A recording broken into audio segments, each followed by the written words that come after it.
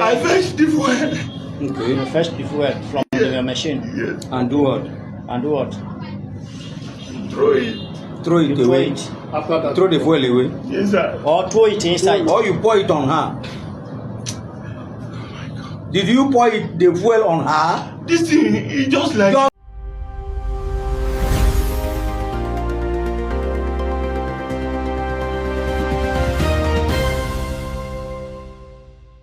Bí gómìnà ìpínlẹ̀ Ọ̀ṣun Adémọ́lá Adélékè ṣe wọlé sọ bíi lẹ́kùrọ́ nínú ètò ìdìbò sípò gómìnà tó wáyé ní ọjọ́ àbámẹ́ta àná ní ìpínlẹ̀ Ọ̀ṣun làwọn ọmọ ẹgbẹ́ róòdù tí wọ́n tò sẹ́yìn ẹgbẹ́ òṣèlú Accord gbé ìgbésẹ̀ akin gbàgàràjì pẹ̀lú ìṣàkóso ẹgbẹ́ NURTW padà lọ́wọ́ àṣírí ẹni bá ọ̀pọ̀lọpọ̀ àwọn ọmọ róòdù náà ni wọ́n gbé àsíá ẹgbẹ́ náà ìyẹn Accord sórí máa fọrẹ́rẹ́ ẹgbẹ́ náà máa pé àwọn ti gba gàràjì òun padà lójú ẹsẹ̀ ni wọ́n bẹ̀rẹ̀ sí ń lérí lẹ́ka àti kojú ogun sí ẹnikẹ́ni tó bá fẹ́ kojú ìjà sáwọn lórí ìṣàkóso gáràjì náà máa nàka sí gẹ́gẹ́ bí ìmọ́lẹ̀ gáràjì. bákan náà ni wọ́n tún bẹ̀rẹ̀ sí ń gbìyànjú láti fi alága mìíràn jẹ nínú gáràjì ọ̀hún. iléeṣẹ́ ọlọ́pàá nílẹ̀ wa Nàìjíríà ẹ̀ka wọn ní ìpínlẹ̀ Kogi ráwọ́ tó ọkọ ìyàwó kan Jacob Rewa lórí ẹ̀sùn ìgbìyànjú àti gbẹ̀mí lẹ́nu aya rẹ̀ ìyẹn arábìnrin Berita Ìràwọ̀ nínú ọgbà ilé ìgbé ìgbàlódé Ògbòrò ìyẹn ní Fẹ́lẹ́lẹ̀ nílùú Lọ́kọjà. àtẹ̀jáde kan látọwọ́ alukoro iléeṣẹ́ ọlọ́pàá ẹ̀ka ìpínlẹ̀ Kogi ASP Salisu Afusat ni wọ́n ti ń fi èyí léde lọ́jọ́ Ẹtì ọ̀sẹ̀ tá a wà yìí ìyẹn ọjọ́ 14 oṣù kẹjọ ọdún yìí. ìṣẹ̀lẹ̀ ọ̀hún ni iléeṣẹ́ ọlọ́pàá rí gbọ́ nípa rẹ̀ lọ́jọ́ 14 oṣù kẹjọ ọdún tá a wà yìí lọ́wọ́ aago 8 ààbọ̀ àṣálẹ́ kí wọ́n tó gbé ìgbésẹ̀ ráwọ́ tó afurasí náà tó jẹ́ ọkọ ìyàwó.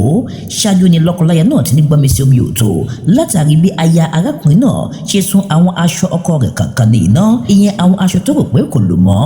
lójú ẹsẹ̀ ni afurasí náà bẹ̀rẹ̀ sí ń dúnkokò mọ́ arábìnrin náà máa fa epo pẹtiró jáde láti inú ọ̀kadà rẹ̀ kó tó ju iná sí arábìnrin ọ̀hún eléyìí tó mú kí iná òun bẹ̀rẹ̀ sí jó lálálà.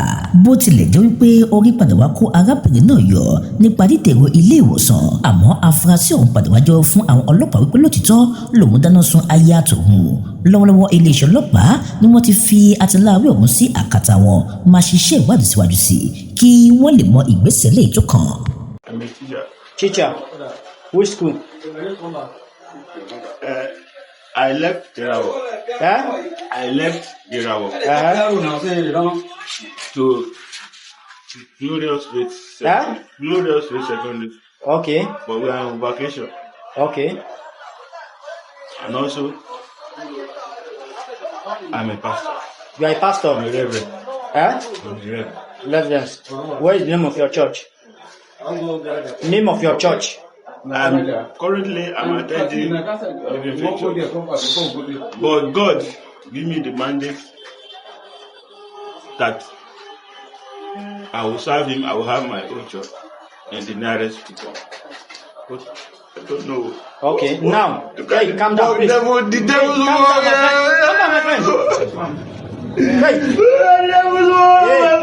My God. Now, My God. Okay. now, what you gonna happen?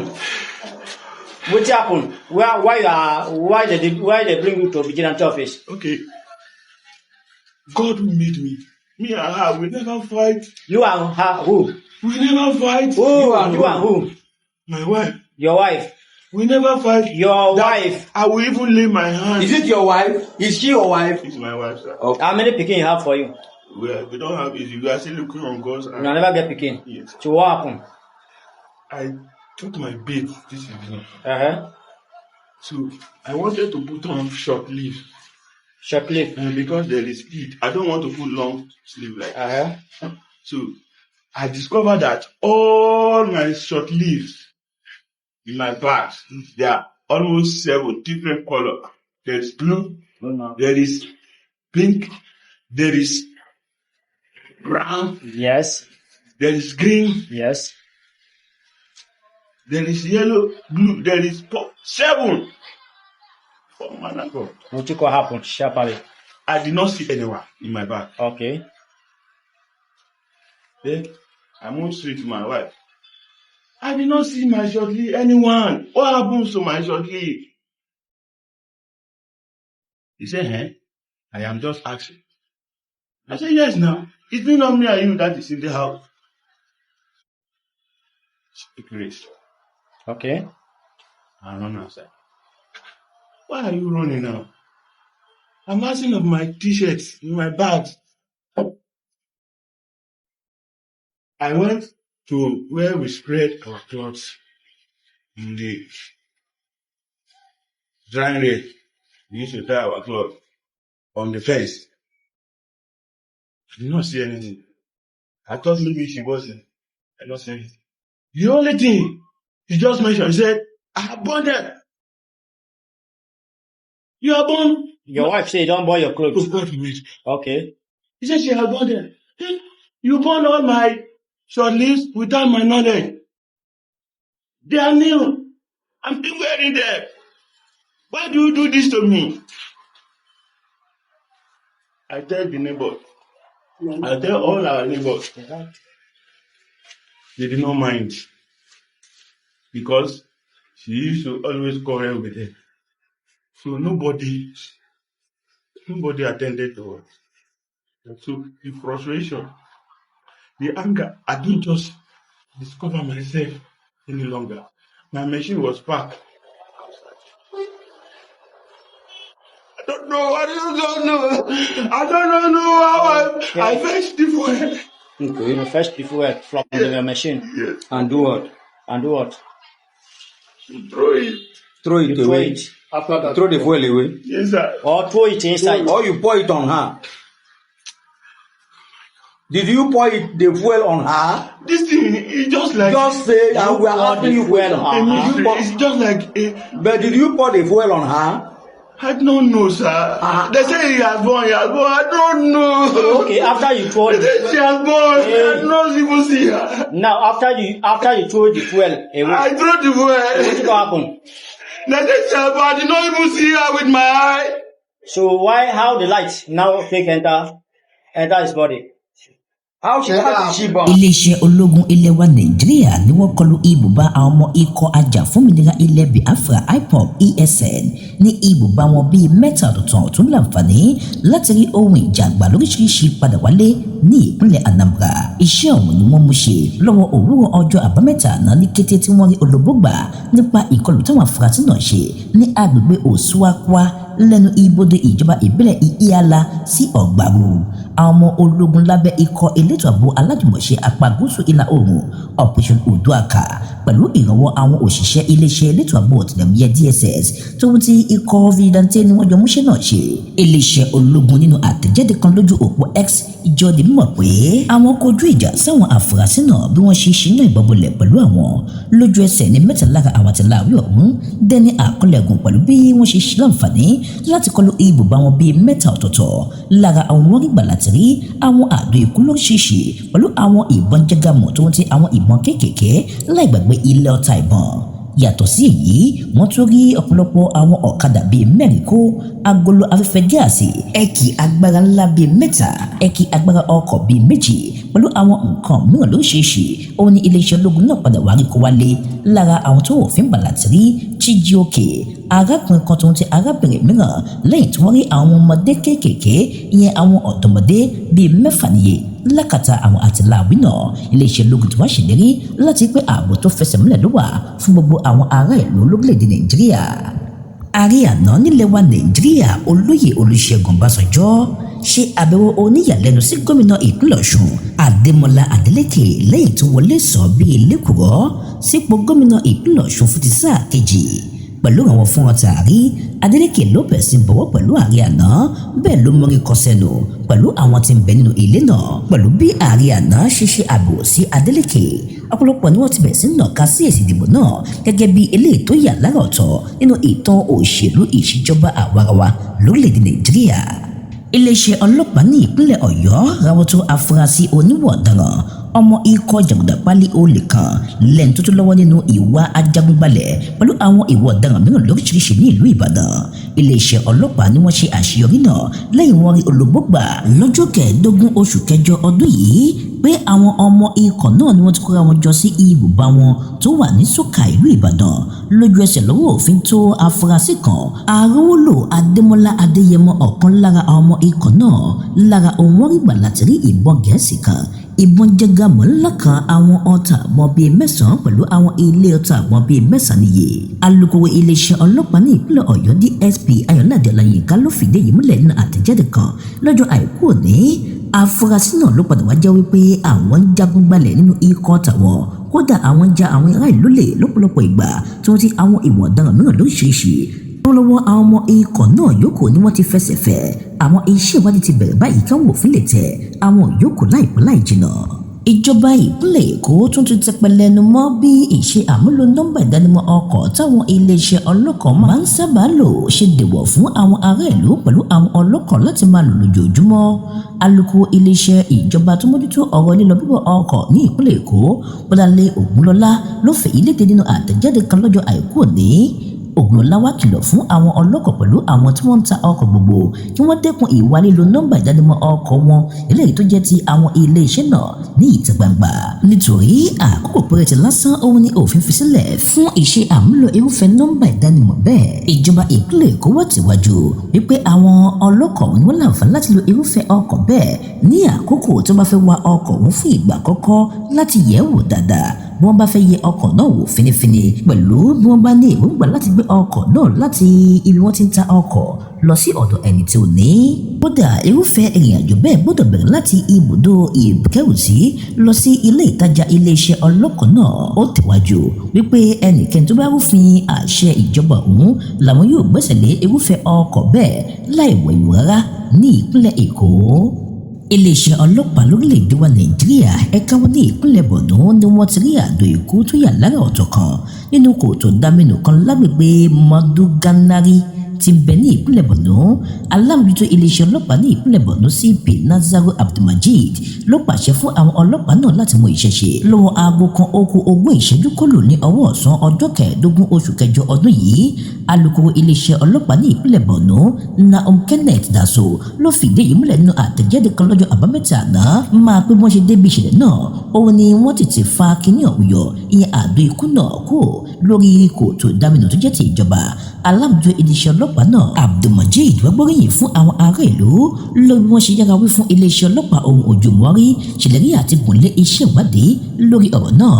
Iléeṣẹ́ ọlọ́pàá lórílẹ̀‐èdè wa Nàìjíríà ẹ̀ka wọn ní olúluwà Àbújá ni wọ́n ti láǹfààní láti wọgbọ́ dẹ́kun ìgbìyànjú àwọn kan láti jí ará ìlú kan gbé ìyẹn ní olúluwà Àbújá.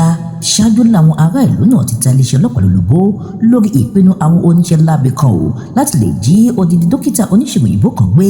Bí iléeṣẹ́ ọlọ́pàá ṣe gbọ́ èyí ni wọ́n gbé ìgbésẹ̀ akin tọpinpin ọ̀rọ̀ náà tó ṣe iṣẹ́ ìwádìí tó fẹsẹ̀ múlẹ̀ dáadáa kí wọ́n tó fi àwọn atiláwí náà lára balẹ̀ di ọjọ́ náà. Àwọn ọlọ́pàá ni wọ́n dènà de àwọn oníṣẹ́ láabi ọ̀hún kí ọwọ́ òfin ó tó gbà wọ́n ní ilé ìgbé dókítà oníṣègùn òyìnbó náà ní iwájú ilé rẹ̀ bí wọ́n ṣe gbìyànjú láti jí gbé. Alukoro iléeṣẹ́ ọlọ́pàá ní olúluwà Àbújá Justin Ade ló fèyí léde nínú fọ́nrán kan eléyìí tó fi síta sójú òpó ìbánidọ́rẹ̀ẹ́ Facebook rẹ̀ ní ọjọ́ Àìkú òní. Lára àwọn afurasí tọ́wọ́ òfin gbà láti rí Salisu Seidu, Ìlọ́jọ Samson Friday pẹ̀lú Abba Friday.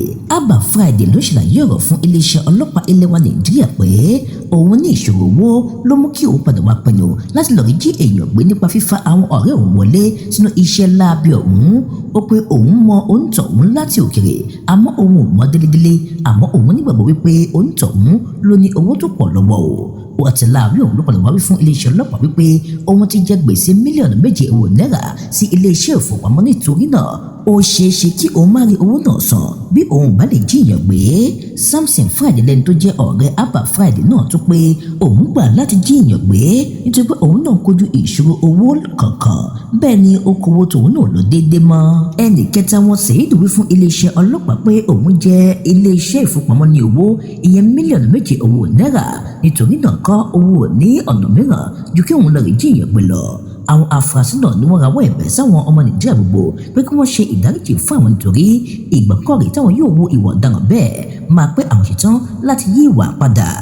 A case of 3 young men who sat down, planned on kidnapping an innocent resident of FCT.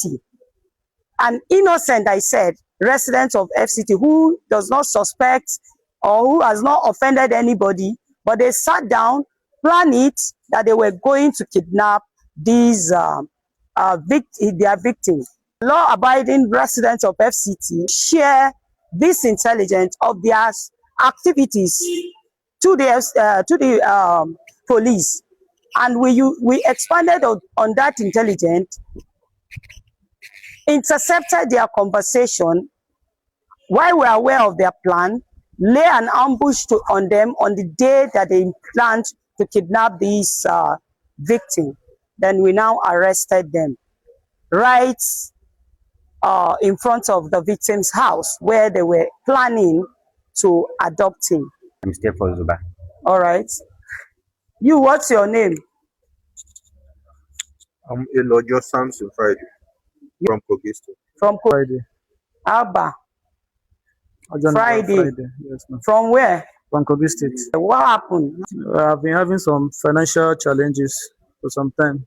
So in order for me to look, seeking for how to resolve the challenges, the idea of kidnapping came up. The idea of kidnapping came up, and then you now recruit your friends. I informed them, later it backfired. Sorry? When I informed them we'll make attempt of kidnapping, it backfired. So this person you want to kidnap, how do you know him? I know his warehouse in Madala. Okay, do you know him before? Not in person, but I do hear about him. Judging from the business, I assume you'll be financially buoyant to get something. Okay, judging from his business, you assume he has money. So you decided to make an attempt. So when he told you about the idea, you bought the idea because you too, you have financial challenge. Yeah, when he told me about the idea, I bought the idea. Why? Because I have a financial challenge. You need money. Yes. And you what do you do for a living? I'm an entrepreneur. You are an entrepreneur. You, Unko, when he told you, why did you buy the idea? Because I have financial challenge. What kind of financial challenge? Because I have bank money. You owe bank money? Yes, ma'am. How much? 37 million. 37 million? 7 million. 7 million? Yes, ma'am. And then you intend to join him, kidnap somebody, then pay the bank. What do you do for a living? I do business. Are you owing the bank too? Yes, I collected a loan from the bank. You collected loan from the bank. How much? Actually, it was my account. We used to collect the loan.